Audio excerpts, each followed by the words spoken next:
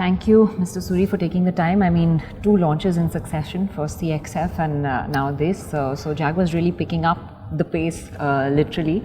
You know, there's a big drama around this evening's launch, and it's the first time we've seen you go out and do something that big for the launch of a car. Normally they're quite sedate and they're in the showroom. So is a statement being made here? Absolutely. I think this is a very, very historic moment for the Jaguar brand.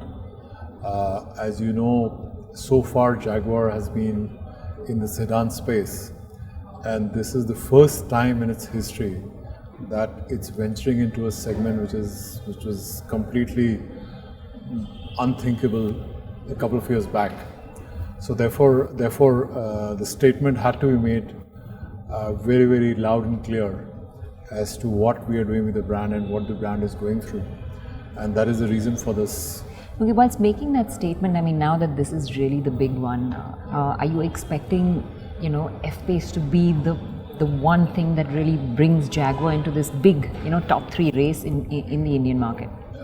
Yes, I think this car would definitely add quite a bit to the strength of this portfolio that we already have in India. But having said that, I think we've done fairly well with the Jaguar XF, which has been very, very strongly entrenched.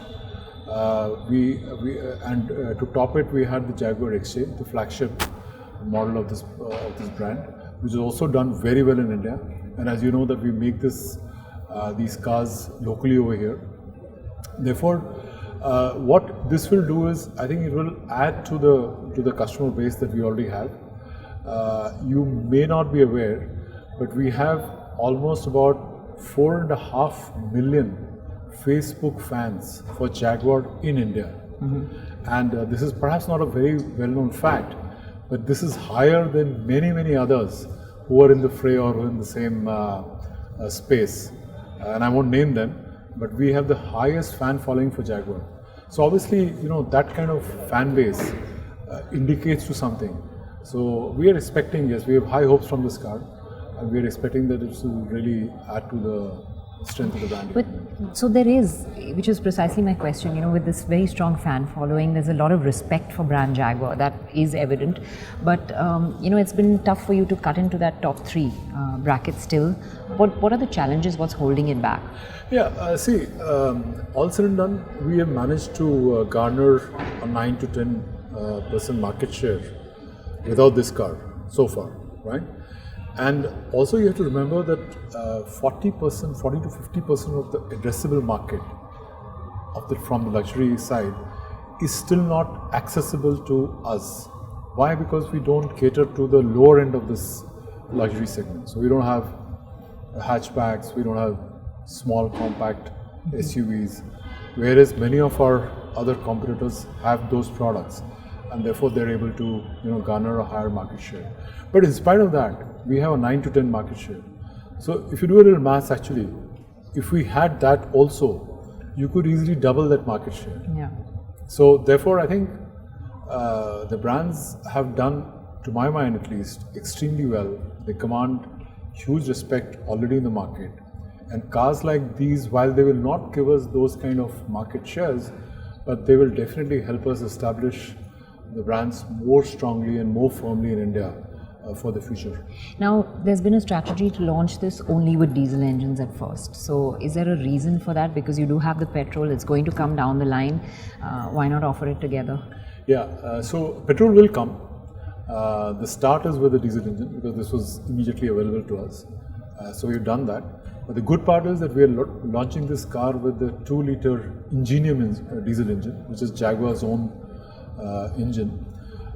This is the new breed of engines that Jaguar has launched, and Jaguar XF in India was the first one to come with that engine. Was the holdback of petrol because of availability, since this is going to be a complete import? No, not because of that.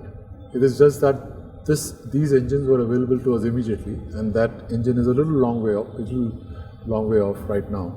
So we decided to launch with only these 2 engines first.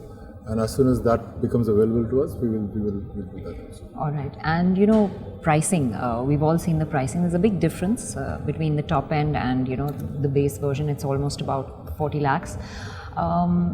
Brexit pound being so low, was there not an advantage to that? Could you not have priced this sharper? See, the fact that this is a completely built up unit right now. The fact that we start with a price of 68.4 lakhs and the next model is at about 74 lakhs, and we expect the main focus to be on these two models in terms of numbers.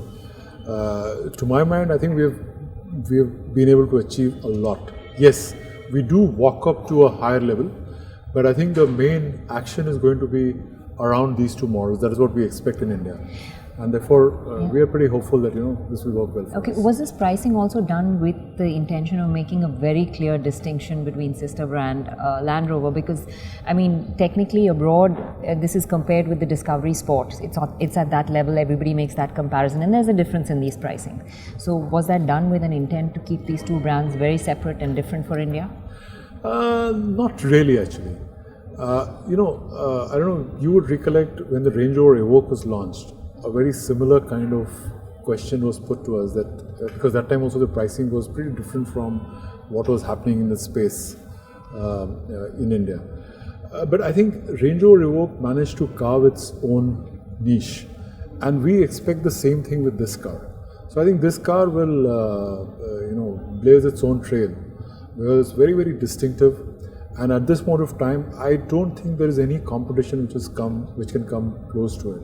I think Porsche Macan is perhaps the only one which somebody can say it's. I was going to ask you, this is the question. You're not comparing it with Discovery Sport. No, you're comparing it with the Macan. Absolutely not. Absolutely not. And I don't think we ever will, even if we have to bring the prices down further. Yeah, and what's the strategy even here? Because average customer, common person walking into the showroom, is there a strategy to clear distinction between the two brands? Because now this is also an SUV technically.